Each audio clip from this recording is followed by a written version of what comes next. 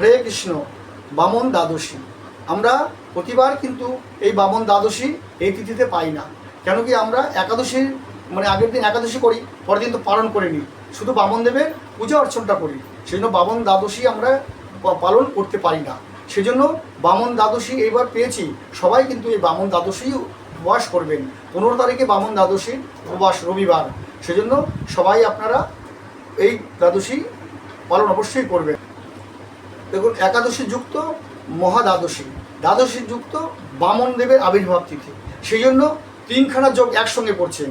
ওই জন্য একাদশী ত্যাগ করে অবশ্যই দ্বাদশীতে করবেন, কেন দ্বাদশী আর বামন দেবের আবির্ভাব একই দিনে পড়েছেন, সেই জন্য আপনারা অবশ্যই এই ব্রতই পালন করবেন। আমি আগের ভিডিওতেও এই বিষয়ে অনেক আলোচনা করেছি, অবশ্যই আপনারা আগের ভিডিওটাও দেখতে পারেন। এবার বামনদেবের সম্পর্কে কিছু বলছি। বামনদেব কেন আবির্ভূত হলেন সেই জন্য কিছু ভাগবত কথা বলছি, আপনারা শ্রবণ করুন।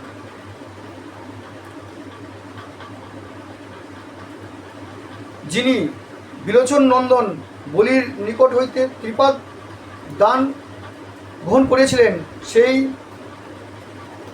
ভূলোক অতিক্রমপূর্বক ব্রহ্মলোক পর্যন্ত অধিকার করিয়াছিলেন, সেই ভগবান বামনদেবকে নমস্কার করি। এই বলি মহারাজ কে ছিলেন? বলি মহারাজ ছিলেন প্রহ্লাদের ছেলে হচ্ছে বিলোচনের পুত্র ছিলেন এই বলি, খুব ধর্মপরায়ণ ছিলেন। এই বলি মহারাজকে কেন্দ্র করেই আমরা এই যে সমুদ্র মন্থন হয়েছিল, সমুদ্র মন্থন থেকে সব মা লক্ষ্মী ওখান থেকে উঠেছিলেন, ঐরাবত, যত ভালো ভালো জিনিস ওই সমুদ্র মন্থন থেকে আমরা পেয়েছিলাম। সেই জন্য বলি মহারাজ খুব ধার্মিক। বলি মহারাজ যখন এক এক বছর যজ্ঞ করেন, ওই যজ্ঞতে যে যা দান চান সবাইকে ওই দান তিনি দান করেন। গরিব দুঃখীদের যে যা চায়, যে জমি, যে ধন সম্পত্তি সবাইকে দেয়। এই কল্পে 3বার বামনদেবের আবির্ভাব হয় বলছে এই কল্পে বামনদেবের 3বার আবির্ভূত হয়েছিলেন। কেন আমরা বেশিরভাগই জানি এই বামন অবতারের কথাই আমরা জানি, কিন্তু আগের 2 জনের কথা খুব কম লোকে জানেন, হয়তো আপনারা সবাই জানেন। প্রথম তিনি স্বয়ম্ভু মন্বন্তরে বাল্কি নামক দৈত্যের যজ্ঞে এবং দ্বিতীয়ত বৈবৎসত্তর মন্বন্তরে ধুমধু নামক অসুরের যজ্ঞে গমন করেন।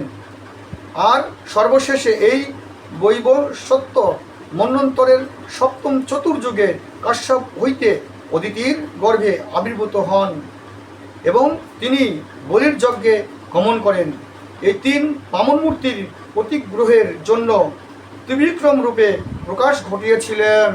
এটা কোথায় আছেন? লঘু ভাগবত মূর্তে এই কথাগুলো রয়েছে। শ্রীমদ্ ভাগবত শ্রী বামনদেবের আবির্ভাব প্রসঙ্গে বর্ণিত আছে যে শ্রবণ দ্বাদশীতে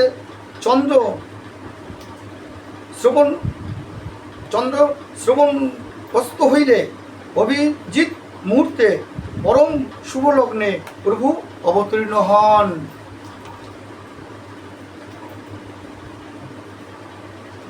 সেই সময়ে সমস্ত নক্ষত্র এবং গ্রহগণ তারা জন্ম বাসরকে প্রশস্ত করিয়াছিলেন। উক্ত দ্বাদশী তিথিতে সেই কালে সূর্যের দিনের মধ্যভাগে অবস্থিত ছিলেন, সেজন্য বামনদেবের 12টার সময় তার জন্ম হয়েছিল।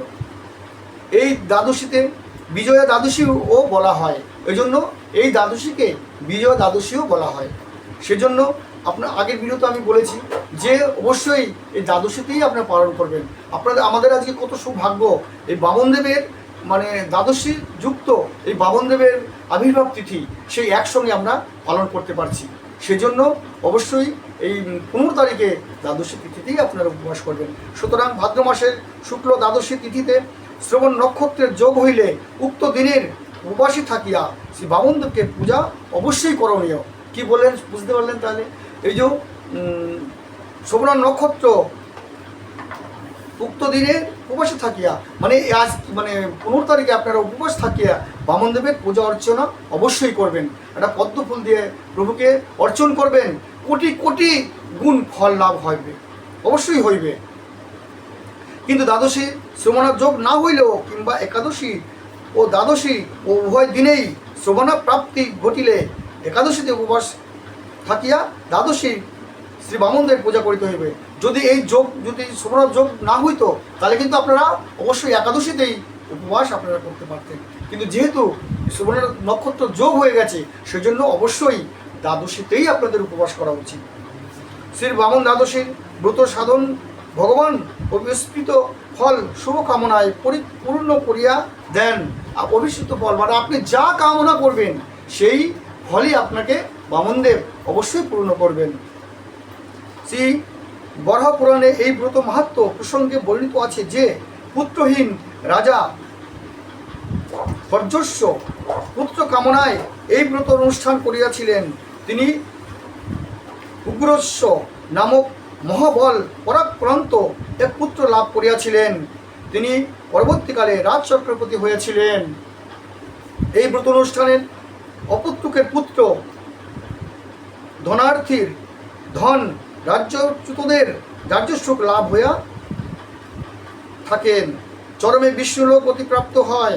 আপনি ওই রাজ ভোগ সুখ করে তারপরে আপনি পরম গতি আপনার প্রভুস্থানে বিষ্ণুলোকেই আপনার প্রাপ্তি হইবে।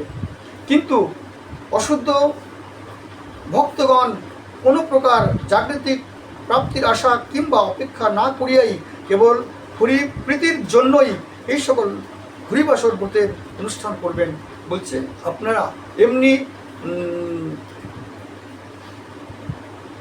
অশুদ্ধ ভক্তগণ মানে যারা নাকি আমি উপবাস করে আমি প্রভু এই জগতের আমাকে ধন দাও, আমাকে পুত্র দাও, আমাকে এখানকার রাজা করে দাও, এই যে আমরা এই কামনা করি, আমার ছেলেকে পাশ করিয়ে দাও, এইসব যে কামনা করি এগুলো তুচ্ছ, এগুলো কখনোই কামনা করবেন না। অর্থাৎ হে শ্রী বামনদেব, হে অনন্ত, হে শরণাগত বৎসল, এই শ্রী বামন ব্রত উপলক্ষে আমি একাদশীর উপবাস থাকিয়া পরের দিন ভোজন করিব। সুতরাং এই ব্রত একাদশীর ব্রতের ন্যায় উপবাস বিধি, মানে একাদশী যেরকম আপনারা করেন সেই একই বিধি এই ব্রত। তবে উক্ত ভাদ্র মাসের শুক্ল দ্বাদশীর শ্রবণা নক্ষত্র যোগ হইলে যে শ্রবণা দ্বাদশীর উদয় হয়ে থাকেন সেই দ্বাদশীতে তখন উপবাস কর্তব্য। বারবার করে কিন্তু এই কথাটা বলছেন, কেন? শাস্ত্র কখনো তো মিথ্যে বলেন না, সেজন্য শাস্ত্রের কথা আপনারা মেনে অবশ্যই উপবাস করবেন। মানে বলছে যদি শ্রাবণা নক্ষত্র যোগ না হতো তাহলে আপনি একাদশীতে করতেন। আবার এখানে কথাটা বললেন যেহেতু শ্রাবণা নক্ষত্র যোগ যুক্ত হয়েছেন, প্রভুর এখানেই আবির্ভাব এই তিথিতেই হচ্ছে, সেজন্য অবশ্যই দ্বাদশীতে উপবাস কর্তব্য।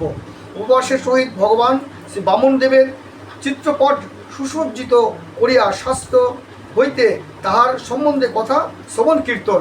বলছে বামনদেবের মানে একটা চিত্রপট, একটা আলেখ্য রেখে তাকে সাজিয়ে মালা চন্দন দিয়ে সাজিয়ে তাকে তার কথা কীর্তন গুণকীর্তন করতে হবে, তার কীর্তন করতে হবে এবং পূজা অর্চন করতে হবে, শ্রবণ কীর্তন করিতে হইবে।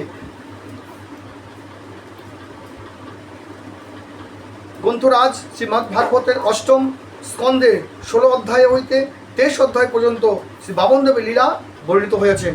এখানে বলে দিলেন, বলছে অষ্টম স্কন্ধের 16 অধ্যায় হইতে 23 অধ্যায় পর্যন্ত বামনদেবের লীলা বর্ণিত আছেন। আপনারা অবশ্যই শ্রীমদ্ ভাগবত সেই কথা ভাগবত ও কথা আলোচনা করবেন, ওখানে আপনি পড়লেন, সবাই বাড়ির সবাই শুনলো, সেজন্য আপনারা অবশ্যই এই কীর্তন করবেন। সম্ভব হইলে শ্রী বামন পুরাণের হইতেও তাহার কথা আলোচনীয় বিষয়, বামন পুরাণেও এইসব কথা আলোচনা হয়েছে, সেটাও আপনারা পড়তে পারেন। এই ব্রতের পর দিবস যথাবিধি ভগবান শ্রী বামনদেবের পূজা অবশ্য কর্তব্য। উক্ত পূজা দ্বাদশীর মধ্যেই সম্পূর্ণ করিতে হইবে। অতি অল্প কাল দ্বাদশী থাকিলেও উক্ত পূজা দ্বাদশীর মধ্যে করণীয়। যদি রজনী থাকিতে দ্বাদশী ক্ষয় হয় তবে ওই পূজা রজনীতে দ্বাদশীর মধ্যেই কর্তব্য। এই প্রকারে পূজা সমাপ্ত প্রভাতে বৈষ্ণব ব্রাহ্মণকে মহাপ্রসাদ ভোজন করাইয়া স্বয়ং পালন করিবেন। আপনারা সবাই এই পুজো পুজো অর্চন করিয়ে রাত্রি জাগরণ করে সকালবেলা ব্রহ্ম মুহূর্তে উঠে স্নান আদি সব সেরে বামনদেবের অর্চন করে সবাই ব্রাহ্মণ আদিকে ভোজন করিয়ে আপনি অবশ্যই পালন করবেন। সেজন্য মানে আপনারা অবশ্যই এই দ্বাদশী তিথিতে আপনারা পালন করবেন। হরে হরে কৃষ্ণ। তাহলে আপনারা পালন কিন্তু অবশ্যই করবেন। পালন হচ্ছে 9:30 মধ্যে, সূর্যোদয় হচ্ছে 5:26 আর 9:30 মধ্যে হচ্ছে পারণ। সোমবারে হচ্ছে পারণ 9:30 মধ্যে। অবশ্যই আপনারা পারণ কিন্তু করবেন। হরে কৃষ্ণ।